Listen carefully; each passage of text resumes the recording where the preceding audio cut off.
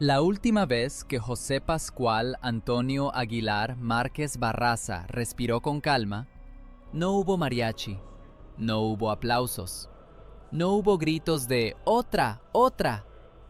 Hubo otra cosa, el olor agrio del desinfectante pegado a la nariz, el vidrio frío de una ventana de hospital y un pecho que ya no obedecía. En la mesita, como si fuera una burla elegante, alguien dejó doblado un pañuelo blanco. En el pasillo sonaban pasos rápidos y un carrito metálico rechinaba como si se riera. Afuera, el mundo seguía. Adentro, el hombre al que millones verían siempre invencible, el Charro de México, tenía una cuenta regresiva silenciosa encima. 14 días internado, y el aire cada vez más caro. Y lo más extraño, lo más incómodo, es que ese final no empezó en un escenario. Empezó en una hacienda vieja, con polvo en la garganta, con el olor dulce y pesado del estiércol, con una iglesia donde una mujer cantaba para Dios, y un niño aprendía, sin saberlo, a cantar para sobrevivir. Porque antes de ser Antonio Aguilar, antes del traje de charro que brillaba bajo las luces, antes de los caballos y los corridos como balas, fue un chamaco de Villanueva, Zacatecas, nacido un 17 de mayo de 1919, con un nombre larguísimo que parecía sentencia: José Pascual Antonio Aguilar Márquez Barraza. Ese nombre cargaba familia, tierra, historia, y una especie de orgullo que no te deja rendirte aunque quieras. En su infancia, su mundo no era la Ciudad de México ni Hollywood, era Tayahua, una hacienda, la Casa Grande, levantada siglos atrás, tan antigua que las paredes parecían recordar más que la gente. Ahí el tiempo se sentía distinto. El amanecer no llegaba con un reloj, llegaba con el relincho de un caballo y el choque de un cubo contra el pozo. La noche no caía, se derramaba como tinta sobre los corrales. Su papá, Jesús Aguilar, era de esos hombres que no decían mucho, pero cuando hablaban te dejaban claro quién manda.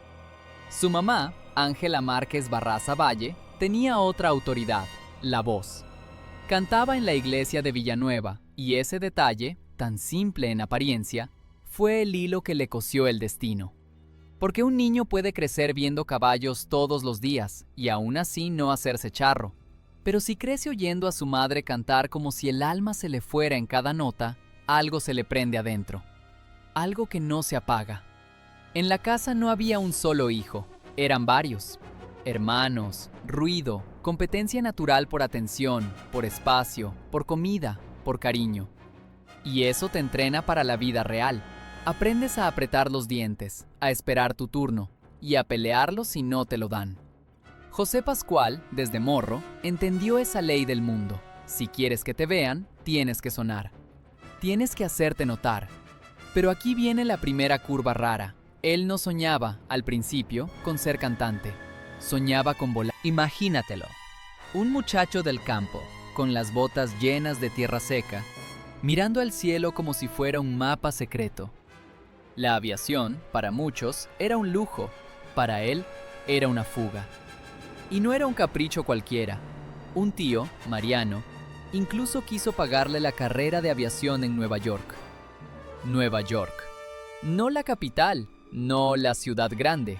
Nueva York, la gran manzana, el monstruo de concreto donde la gente se pierde si no trae colmillo. Ese ofrecimiento era una llave de oro. Una oportunidad de esas que no se repiten. Y aquí es donde se siente el filo, porque José Pascual tomó esa llave y la giró hacia otra puerta. En vez de aviación, se metió a una beca para cantantes. Cambió la cabina del avión por la garganta. Cambió el cielo por un micrófono. Y cuando su tío Mariano se enteró, le retiró el apoyo. Así, seco. Como se corta una cuerda. En un segundo pasas de "te pago tu futuro" a "arréglatelas". Esa decisión tuvo el sabor de la traición familiar. No porque cantar fuera malo, sino porque en ese mundo la música no era carrera seria. Era algo que se aplaudía en las fiestas, pero no se respetaba como destino. Y de golpe, el muchacho entendió una verdad bien pinche. El sueño que tú eliges puede darte libertad, sí, pero también te puede dejar solo. Ahí nace una cuenta regresiva emocional. Sin patrocinio, sin red, sin garantía, cada paso tenía costo. Y lo peor, no era una cuenta regresiva de reloj bonito, era una cuenta regresiva de hambre. Aún así, no se echó para atrás. Se fue a Hollywood a estudiar canto entre 1940 y 1941. Hollywood en esos años no era solo cine, era una fábrica de mitos. Era el lugar donde los nombres se volvían pósteres. Y José Pascual llegó ahí no como estrella, sino como aprendiz. No como el Charro de México, sino como un mexicano más intentando que su voz no se perdiera entre tanta voz. Pero estudiar no te garantiza comer. Y aquí aparece la parte menos glamorosa, la que da un poquito de asco cuando la imaginas con detalle. El artista joven sobreviviendo a base de lo mínimo. Cuando empezó a trabajar en Tijuana, ganaba $12 a la semana. 12. Para muchos eso suena a dato curioso. Para él era el tamaño exacto de su desesperación. Tijuana, frontera viva, esquina de todos los antojos y todas las trampas.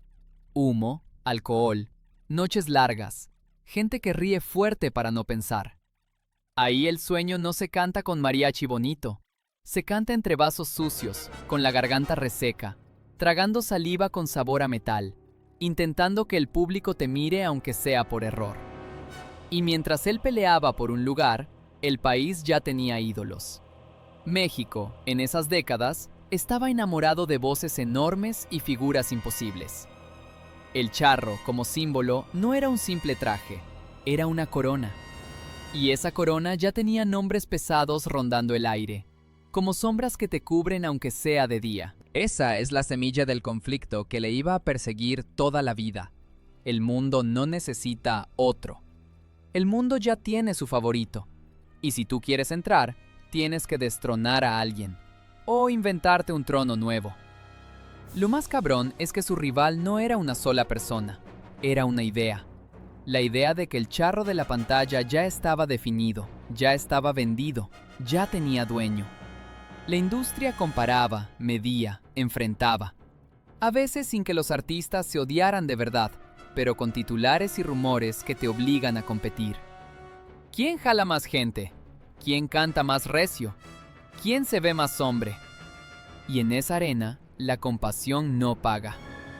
José Pascual regresó a la Ciudad de México en 1945. Y aquí viene otro giro que casi nadie cuenta con la emoción que merece. Al principio empezó cantando boleros. Boleros. O sea, suave, romántico, íntimo. Nada de grito, nada de espuelas. Era la voz buscando su sitio, probando el agua antes de lanzarse al río. Y sin embargo, el destino no lo iba a dejar ahí. Durante un viaje a Puerto Rico, un músico y compositor, Rafael Hernández Marín, conocido como El Jibarito, le soltó una sugerencia que sonó simple, pero era dinamita: que cantara música ranchera, música vernácula, porque su tono se prestaba para ese estilo. No fue solo un consejo técnico, fue una revelación de identidad. Como si alguien le dijera: tú no vienes a encajar, vienes a representar. ¿Te das cuenta de la ironía? El muchacho que quería volar terminó amarrando su destino a la tierra más mexicana, la ranchera, el corrido, el traje de charro. Y lo hizo por una mezcla peligrosa de necesidad y visión. Si se quedaba como bolerista más, sería uno más. Si se convertía en charro, podía ser único. Pero convertirte no es ponerte un traje y ya. Es aceptar un personaje que te come. Porque el charro no es solo ropa, es postura, es mirada, es caminar con el pecho por delante aunque por dentro traigas miedo. Es cantar como si cada nota fuera un reto. Es cargar con un país entero en los hombros y fingir que no pesa. Y ahí empezó la guerra real, la guerra contra la invisibilidad. En julio de 1950, un hombre clave, el bachiller Álvaro Gálvez, le dio la oportunidad de cantar en la XEW. La XEW no era cualquier estación, era el altavoz de la fama. Era donde una voz podía convertirse en hogar para millones, o morir sin que nadie se enterara. Entrar ahí era como entrar a un ring iluminado. Si fallas, te revientan. Si pegas, te vuelves leyenda. Imagínate ese momento como escena. Un pasillo con cables, el olor a madera vieja y café recalentado. Una puerta con vidrio donde se ve un foco rojo que dice «al aire». José Pascual se para frente al micrófono y por primera vez entiende algo que da miedo de verdad. No hay caballo que te salve, no hay pistola, no hay truco. Solo está tu garganta. Si tiembla, se nota. Si mientes, se oye. Y como si el universo le quisiera poner presión extra, ahí mismo se siente el tamaño de los otros. Las voces que ya dominaban, los nombres que ya llenaban, los charros que ya habían hecho del traje un imperio. La industria era una plaza de toros. El público aplaude al que se raja, pero también disfruta cuando alguien cae. Esa noche, o ese día, porque en la radio el tiempo se vuelve raro, José Pascual tomó una decisión que no suena heroica, pero lo fue. En vez de intentar gustarle a todos, decidió sonar como él. Y eso, en un país que ya tenía ídolos, era casi una insolencia.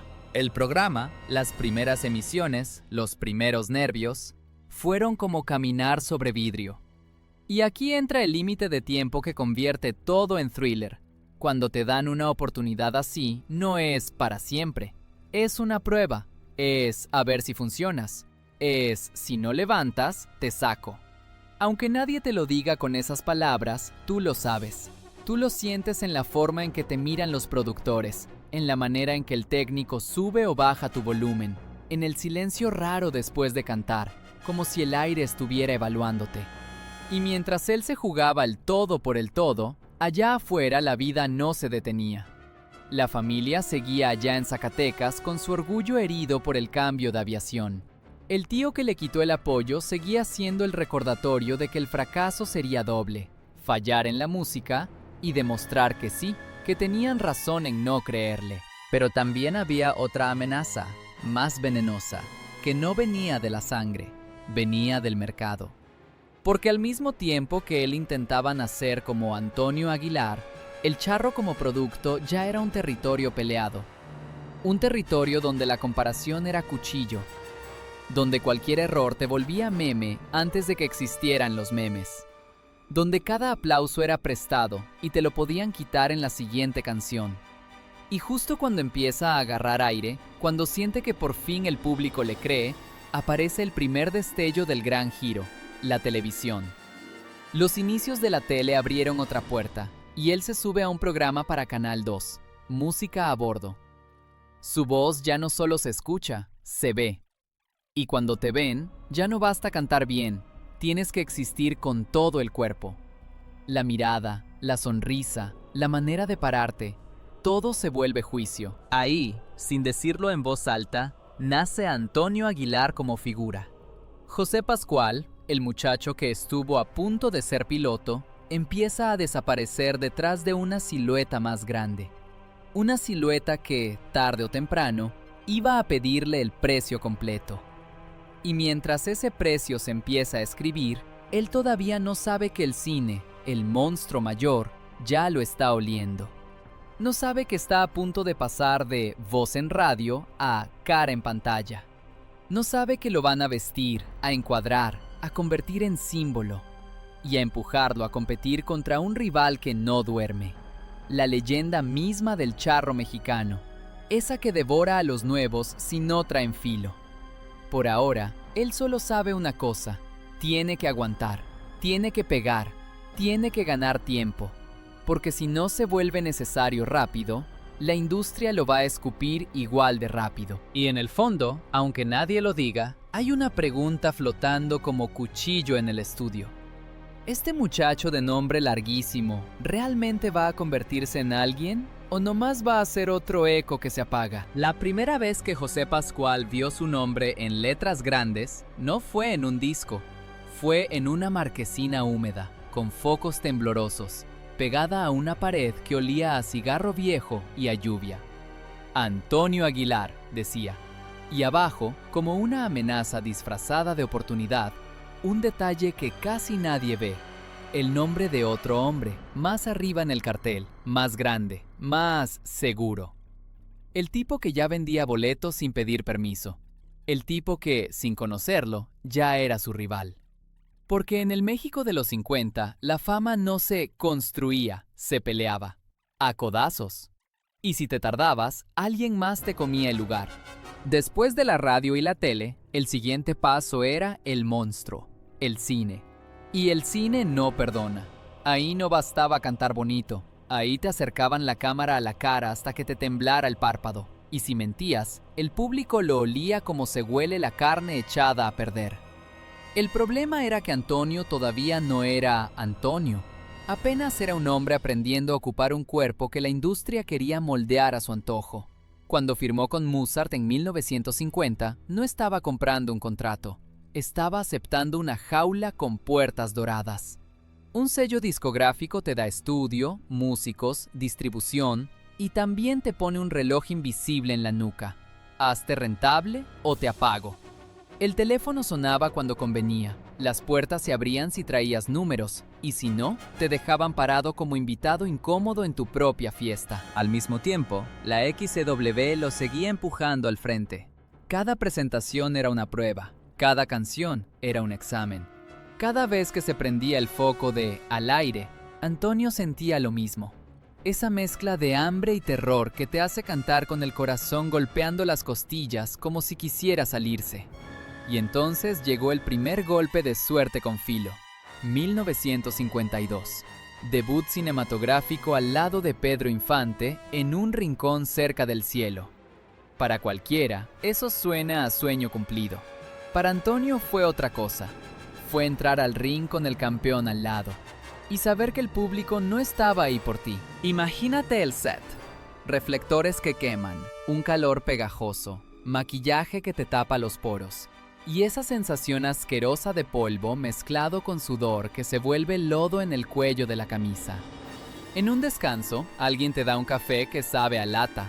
En otro, escuchas a los técnicos hablar de ti como si no estuvieras. ¿Y este quién es? Canta bien, pero ¿aguanta cámara? La cámara, esa bestia, no se impresiona con tu pasado. Solo le importa el presente. Antonio aprendió rápido. En el cine no ganas por talento solamente, ganas por resistencia. Por aguantar jornadas eternas. Por repetir la misma escena 20 veces aunque ya no sientas la lengua. Por sonreír cuando traes el estómago vacío. Por actuar como si no te dolieran los pies. Y mientras la maquinaria lo tragaba, su vida personal se metía en otro laberinto. En 1952, en XEW-TV, conoció a Otilia Larrañaga, bailarina y actriz. Se casaron. La pantalla los juntó y la pantalla también los raspó. Compartieron créditos en películas como Mi papá tuvo la culpa, 1953, y Reventa de esclavas, 1954. Pero el cine, cuando entra en una casa, no entra con zapatos limpios. Entra con celos, ausencias, horarios imposibles. Poco a poco, esa relación se fue quebrando, hasta que terminaron divorciándose. Y aquí viene una de esas verdades incómodas que casi nunca se cuentan con detalle. El ascenso de un ídolo muchas veces deja tiradas cosas que huelen feo en el camino. Promesas, rutinas, personas. No porque el ídolo sea malo, sino porque la fama es un animal que te exige carne. Y siempre quiere más. Antonio, ya con el cine rondándolo, enfrentó un dilema que parecía menor, pero era decisivo. ¿Cómo destacas en una época donde el charro ya era un imperio? Porque el público ya tenía molde. Y la industria ya tenía un producto. El charro cantor, el hombre de voz firme, traje impecable, caballo obediente, pistola en la cintura y honor en la boca. Y ahí aparece el rival. El conflicto que le iba a dar empuje y pesadilla a la vez. Luis Aguilar. Otro charro, otro cantante-actor, otro apellido Aguilar en la marquesina. La confusión era real y cruel. Había gente que compraba boleto pensando que iba a ver a uno y salía viendo al otro. Eso, en un negocio de fama, es veneno. No era una rivalidad de balazos, era peor. Era una rivalidad de imagen, de cartel. De quien llenaba el cine del barrio y quien se quedaba a medias. de quién se volvía el charro oficial para la gente. Y si el público decide que tu nombre suena menos, ya valiste. En ese punto, Antonio entendió que no podía competir con más de lo mismo. Tenía que encontrar una esquina del ring donde sus golpes sonaran distinto. Y ahí vino el giro. Empezó a encadenar películas rancheras de bajo presupuesto, de esas que la crítica volteaba a ver por encima del hombro, pero que el público devoraba como pan caliente. En mitad de los 50, le dieron un personaje que era justo lo que necesitaba. Un héroe rural, un hombre de ley con filo, Mauricio Rosales. No era el galán perfumado ni el charro de postal. Era un tipo con tierra en las botas, con mirada dura, con la clase de silencio que te hace creerle. Ese personaje lo convirtió en estrella en una serie de 7 películas hechas a ritmo de fábrica, como si el cine fuera una carnicería y él fuera el carnicero que no puede soltar el cuchillo. Ese periodo fue una locura. Rodajes que empezaban antes del amanecer, caballos que pateaban el piso, pistolas de utilería calientes por el sol, y la misma frase repetida 1000 veces hasta que ya no suena a español, suena a ruido. A veces, para economizar, la sangre era una mezcla espesa que se pegaba en la piel y olía dulce, casi podrida. La ropa se secaba tiesa por el polvo. El bigote se te despegaba a media escena. Y aún así, Antonio tenía que verse invencible. ¿Quieres un dato que se siente como cachetada? Muchas de esas películas se hacían rápido, con presión brutal, porque el mercado pedía otra ya. No había tiempo para ponerse sensible. Si una toma salía más o menos, se quedaba. Y eso te obliga a algo peligroso, a confiar en el instinto, a dejar de pensar, a convertirte en máquina. Y justo cuando el público empezaba a ubicarlo, llegó la primera grieta grande en el mundo del charro. 1953 se fue Jorge Negrete. 1957 se fue Pedro Infante. 2 ausencias que dejaron al país como con un hueco en el pecho. La gente no solo perdió artistas, perdió símbolos. Y cuando un símbolo muere, la industria entra en pánico, porque el público sigue necesitando creer en algo. Ahí está el límite de tiempo que lo cambia todo. Antonio tenía la década encima. Tenía que tomar el lugar vacío antes de que lo llenara otro, antes de que el gusto popular se moviera, antes de que el cine empezara a perder fuerza, antes de que una nueva ola lo volviera viejo sin haber sido rey. No era un reloj en la pared, era un reloj en la garganta. Y como si el destino disfrutara el drama, en ese mismo territorio apareció una mujer que ya era reina por derecho propio, Flor Silvestre. Antonio y Flor se conocieron desde 1950 en la radio. En ese entonces, ella ya era una voz reconocida de la canción ranchera. Él todavía navegaba entre boleros, arias y la búsqueda de su identidad. Sus mundos se rozaron varias veces, pero el roce no es incendio, todavía. El incendio empezó de verdad en el cine. En 1955 filmaron juntos La huella del chacal. Y 2 años después, durante el rodaje de La rebelión de la sierra, 1957, la relación se volvió algo que ya no se podía esconder detrás de sonrisas profesionales. Aquí viene el twist que le mete gasolina a toda la historia. Mientras Antonio estaba levantando su imagen de hombre íntegro en pantalla, por dentro estaba viviendo un terremoto real. Porque enamorarte en medio del ascenso no es romántico como en película. Es peligroso. Te desordena. Te distrae. Te vuelve humano.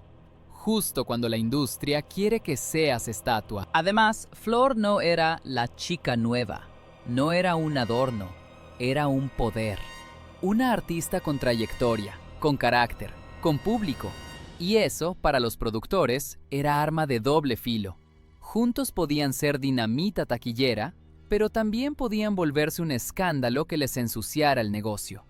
Antonio se encontró entonces atrapado entre 3 fuerzas que jalaban en direcciones distintas.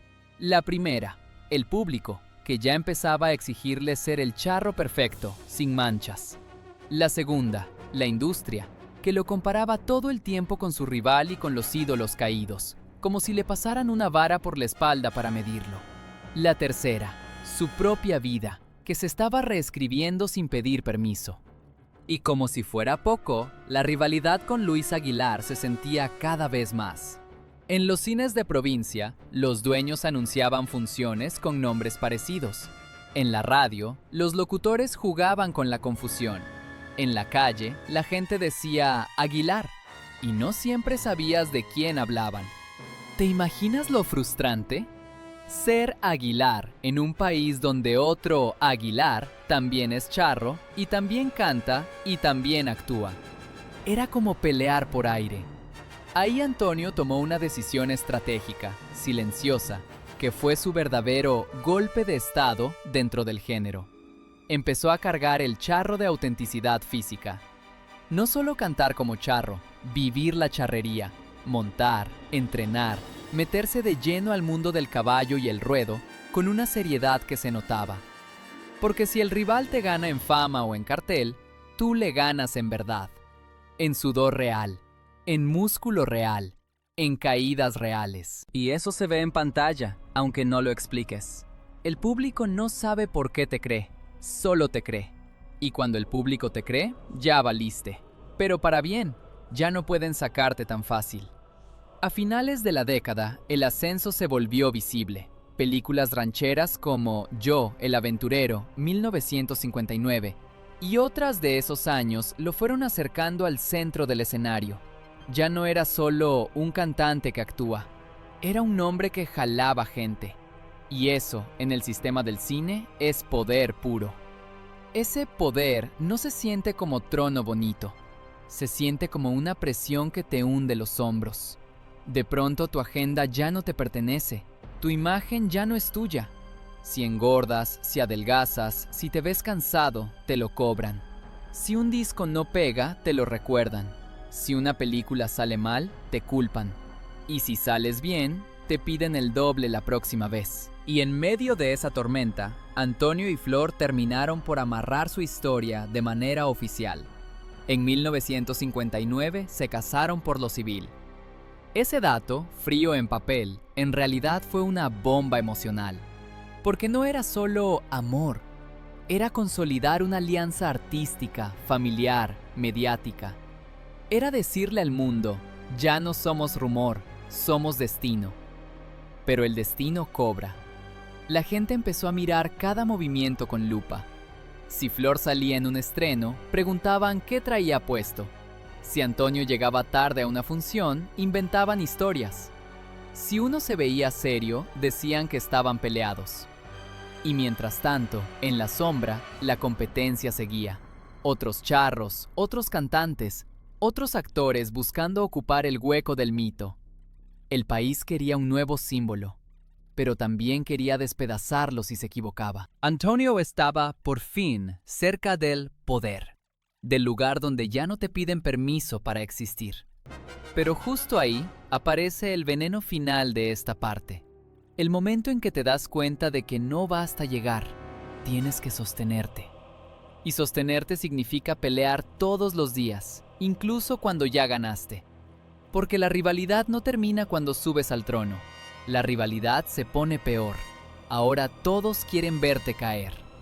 Y mientras Antonio se prepara para la siguiente etapa, la de los grandes corridos, las giras como fenómeno, las películas que convierten historia en espectáculo, la construcción de una dinastía, el reloj vuelve a ser ese tic-tac que nadie oye, pero que él sí siente.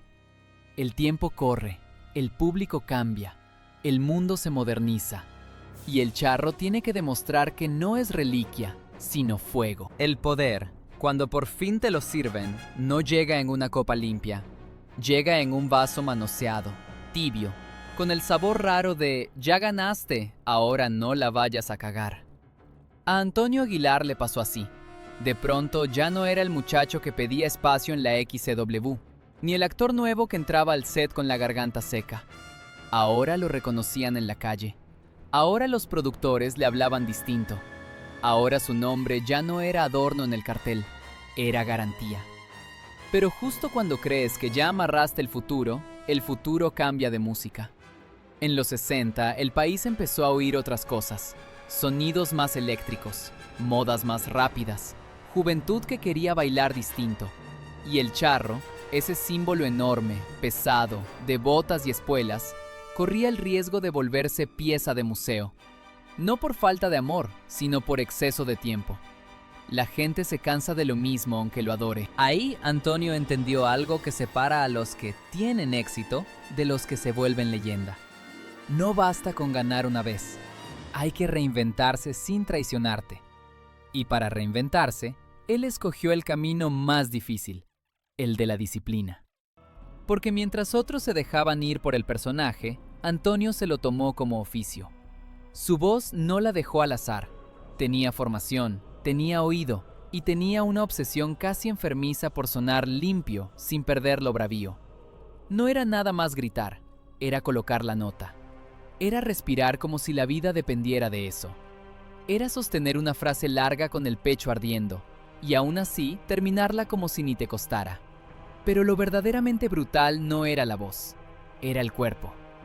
Antonio se metió de lleno al mundo del caballo y la charrería como si fuera entrenamiento militar. No como accesorio para la pantalla, sino como base del personaje. Y esa decisión se pagaba con golpes reales. Las caídas no se editan, los jalones te sacan el aire de verdad. El sol te cocina la nuca. Las manos se te revientan de tanto tensar riendas. Y cuando bajas del caballo, no hueles a perfume, hueles a cuero sudado, a tierra caliente, a establo. Un olor que a muchos les da orgullo y a otros les da asco, porque te recuerda lo animal de todo esto. Ahí nació uno de sus grandes movimientos, convertir el entretenimiento en espectáculo vivo, en una especie de circo mexicano con alma de plaza y corazón de rancho. No solo cantar canciones rancheras, presentarlas como si fueran escenas, con caballos, con trajes, con coreografías, con drama. Y eso cambió el juego, porque su rival, ese espejo incómodo que era Luis Aguilar, y en general la competencia de charros del cine, seguía peleando por lo mismo, película contra película, cartel contra cartel. Antonio, en cambio, empezó a pelear en otro terreno, el de la experiencia. El de ven y míralo con tus propios ojos. El de esto no cabe en una pantalla, esto se siente en la piel. Imagínate el detrás de cámaras de esa decisión. Un show de Antonio Aguilar no era llegar, cantar y ya. Era una caravana, camiones, cajas, arneses, sillas de montar, trajes colgados como si fueran armaduras, botas alineadas como soldados. ¿Y los caballos? Los caballos eran otro universo. Animales nerviosos, inteligentes, capaces de ser elegantes y peligrosos en el mismo minuto. Antes de salir al ruedo, el lugar olía a mezcla de todo. Sudor humano, estiércol fresco, pomada de cuero, tabaco, tequila barato derramado. Se escuchaban cascos golpeando el piso con desesperación. Un ayudante gritaba nombres, otro corría con un balde, alguien ajustaba un cincho, otro cosía a la carrera un botón del traje porque se había reventado en el ensayo. Y Antonio, en medio, tenía que verse sereno, como si nada. Eso es lo que pocos entienden. El ídolo no puede darse el lujo de verse frágil. Aunque esté cansado, aunque le duela el lomo, aunque tenga la garganta irritada, aunque traiga problemas en casa, cuando pisa la arena tiene que parecer que manda hasta en el viento. Y aún así, el riesgo no era solo físico, era cultural. Porque el corrido, esa forma de contar historias con música, era un arma de doble filo. Te da identidad, sí, pero también te puede meter en broncas. Hablar de valientes, de traiciones, de muertos, de justicia a la mexicana, a veces incomoda a los que prefieren un país calladito. Y Antonio se enamoró de ese filo. Él no cantaba solo para que la gente bailara, cantaba para que la gente recordara. El corrido, en su voz, era como un noticiero con sangre. Un relato donde el héroe no siempre es santo y el villano no siempre es monstruo. Donde la vida se decide por un error y la muerte llega sin pedir permiso. Y aquí viene un giro que se siente como trueno. Antonio empezó a tratar la historia de México como si fuera material de escenario. No historia escolar con fechas limpias, sino historia con barro, con traición, con hambre, con disparos, con miedo. Con gente que se vuelve leyenda porque ya no le queda otra opción. Eso se reflejó en sus películas y en su música.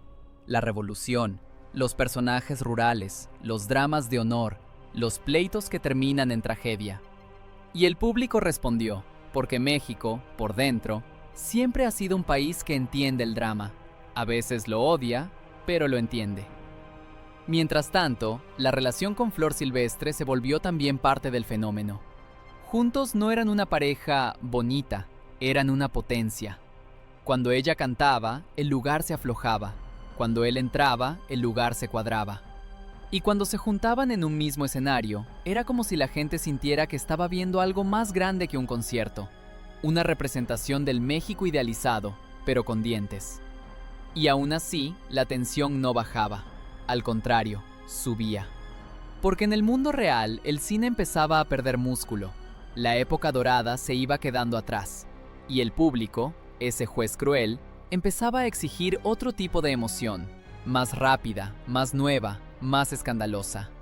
Para un charro, eso es veneno si no se adapta. Aquí entra el límite de tiempo, que le apretó la garganta como lazo.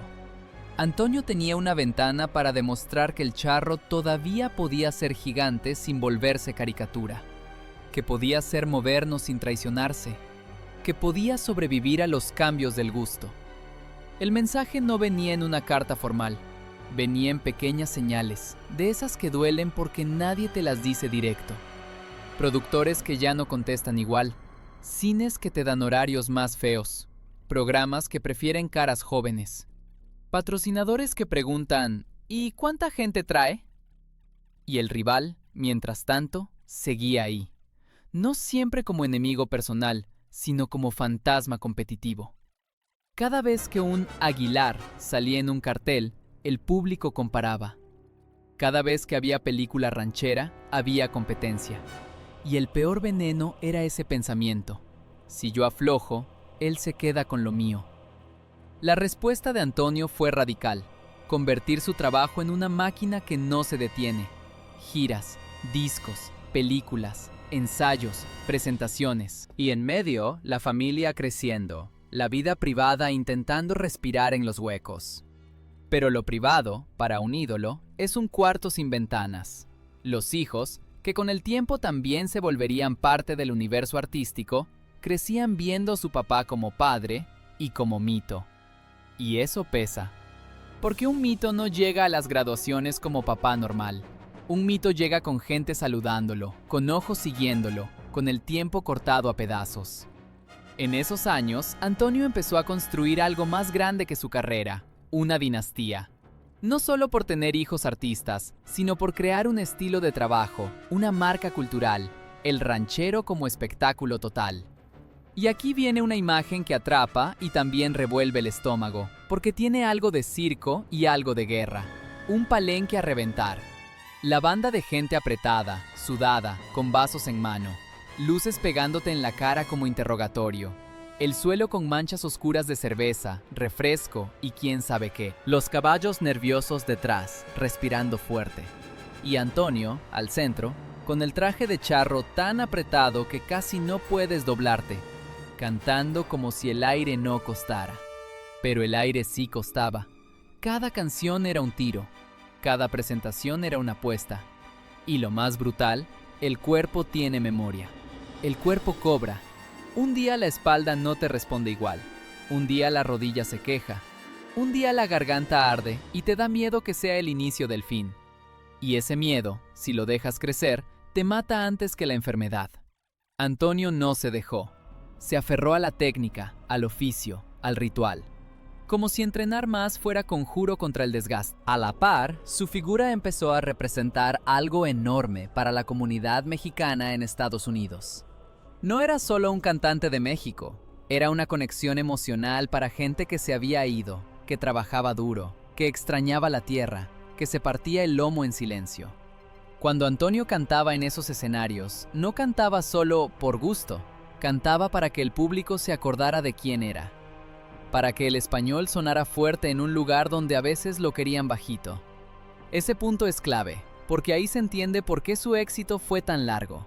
Antonio no era moda, era identidad.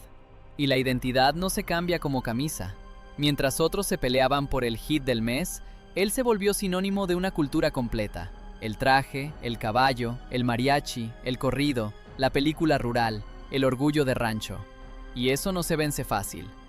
Pero la historia, como siempre, se pone más oscura justo cuando parece que todo va viento en popa. Porque el mismo rasgo que lo hizo grande, su insistencia en la autenticidad, en el riesgo real, en el espectáculo con caballos y arena, también lo puso cerca de la tragedia muchas veces. En un entorno así, basta un segundo, un caballo que se asusta, una soga que se tensa de más, un paso mal calculado. No tienes que morir para sentir la muerte, basta verla de cerquita. Esa cercanía lo volvió más intenso, más duro y, en escena, más convincente. Y ahí está otro twist. Mientras el público veía al charro invencible, él, por dentro, empezaba a entender que la invencibilidad es pura actuación, que el cuerpo no es eterno, que el tiempo, ese rival silencioso que no sale en los carteles, siempre está ganando. Por eso apretó más el paso, más trabajo, más producción, más disciplina, más shows. Y en esa aceleración también se resolvió, sin declararlo, el conflicto con el competidor.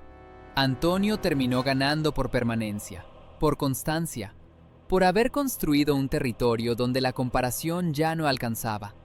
Porque puedes comparar dos películas, pero ¿cómo comparas una experiencia completa?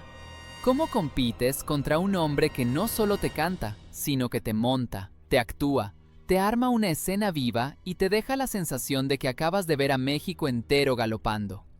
Esa fue su verdadera conquista del poder. No una presidencia ni un puesto, sino el control del escenario cultural. Y con ese control llegaron los reconocimientos, los homenajes, los aplausos que no terminan. Pero también llegó algo más frío, la conciencia de que todo eso depende de seguir vivo y de seguir entero. Antonio entró a los años finales de su reinado con una mezcla peligrosa, experiencia y cansancio.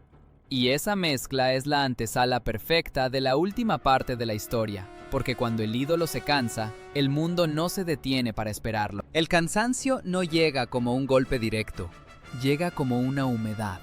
Primero te pesa la silla al levantarte, luego te pesa el traje, aunque esté colgado. Luego te pesa la propia voz, como si cada nota trajera una piedra escondida.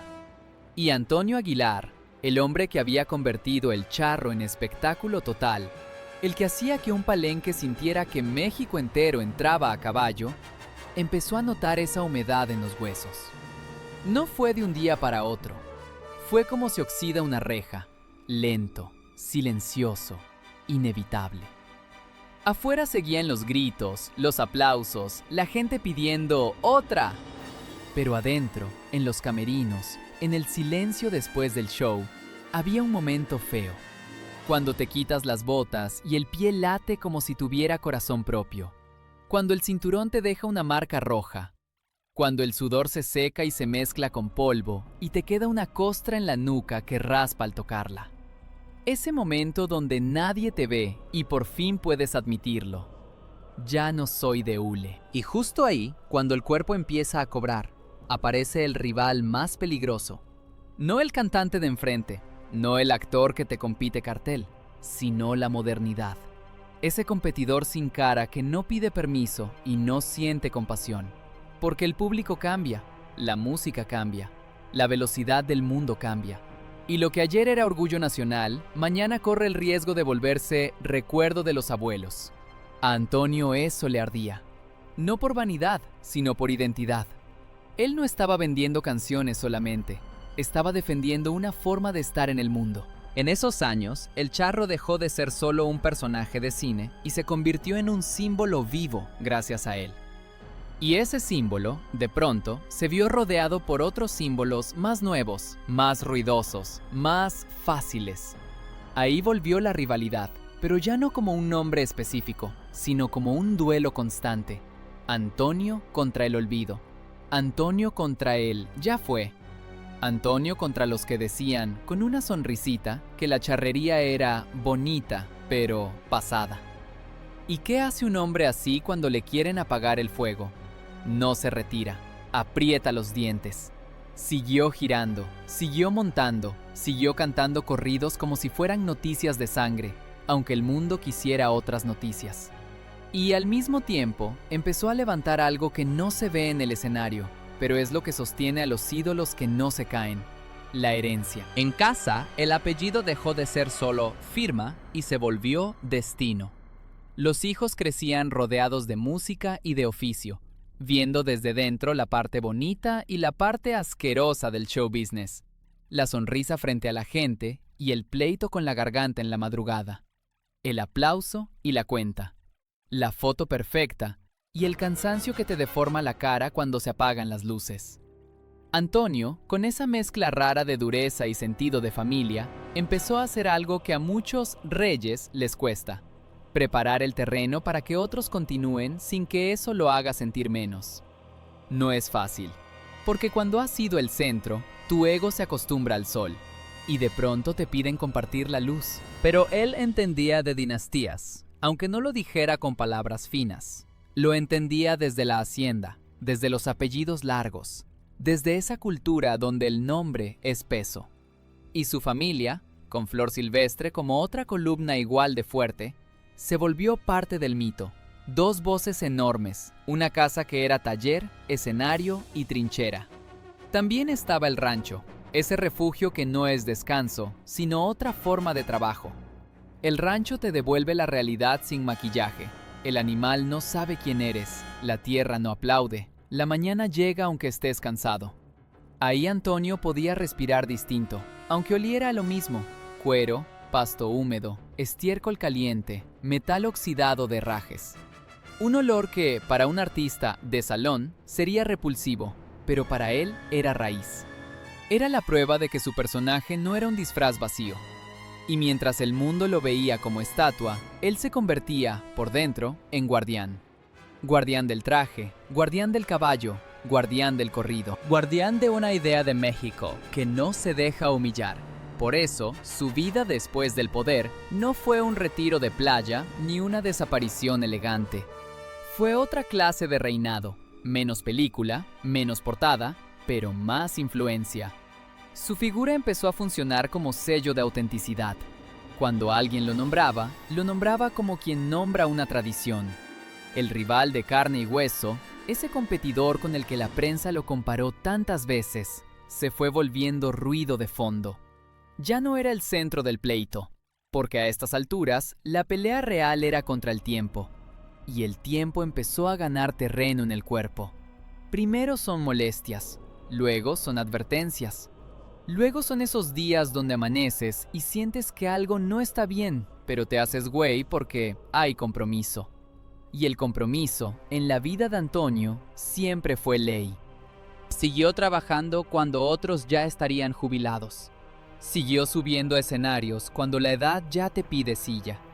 Siguió usando esa voz como machete, aunque el aire se volviera más caro dentro del pecho. La gente que lo veía desde abajo podía pensar: ¡qué fuerte! ¡Qué entero! ¡Qué hombre! Pero nadie veía el precio completo. El momento en que te late el corazón raro después de cantar. El ardor en la garganta como lija. La tos que te sorprende en el silencio y te deja un sabor metálico en la boca. Esos detalles íntimos, poco glamorosos, que son los primeros anuncios de la cuenta regresiva. Y entonces, como en las historias donde la tragedia se cocina despacito, llegó el último tramo. El Antonio de los últimos años cargaba una dualidad que a la gente le encanta consumir, pero no le gusta mirar de frente. Era leyenda y era humano. Era el charro de México y era un señor mayor con el cuerpo pidiendo tregua. En el escenario, el mito seguía de pie, pero detrás, el cuerpo empezaba a negociar con la vida. Y aquí entra el giro más cruel. El competidor final no fue un cantante, no fue un actor, no fue una moda musical. Fue una cosa simple y asquerosa, los pulmones llenándose de lo que no deberían. Respirar, que para todos es automático, para él empezó a volverse una tarea. La última etapa se sintió como si el aire tuviera precio por minuto. Hospital. Pasillos. Luz blanca demasiado fría. Ese olor que no se quita. Mezcla de desinfectante con plástico y una sombra de medicamento que te da náusea. La piel reseca por el aire acondicionado. Los sonidos pequeños amplificados. El bip de una máquina. El rechinar de unas llantas de carrito. Una puerta que se cierra como si diera sentencia. En ese cuarto, el traje de charro no sirve. El aplauso no sirve. El mito no sirve. Ahí todo se reduce a lo básico. Inhalar, exhalar, aguantar. Y en ese punto, la historia se amarra con la primera imagen de esta biografía. Antonio con una cuenta regresiva encima. No la cuenta que te inventa un guionista, sino la que te marca el cuerpo. Días internado. Días donde te dicen, hay que esperar, mientras tú sientes que no hay nada que esperar, porque tu pecho trabaja como si cargara costales mojados. Aún así, quienes lo conocieron de cerca lo describían con esa terquedad que lo definió siempre. La mirada de alguien que no se rinde por costumbre, aunque ya no tenga fuerzas. Esa clase de terquedad que es virtud y condena a la vez. En 2007, a los 88 años, el final llegó. No llegó con escena épica de película. Llegó como llega la mayoría de las cosas inevitables, con silencio, con un cuerpo que ya no pudo. Antonio Aguilar murió en la Ciudad de México, después de una enfermedad respiratoria que se complicó. Y el país, ese país que lo vio como símbolo, sintió una especie de jalón en el pecho.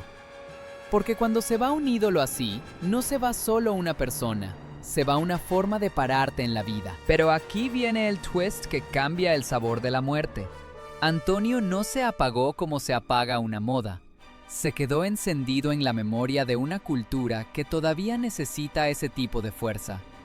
Cada vez que alguien se pone un traje de charro con respeto, ahí está el eco. Cada vez que un niño escucha un corrido y se le eriza la piel, ahí está la sombra.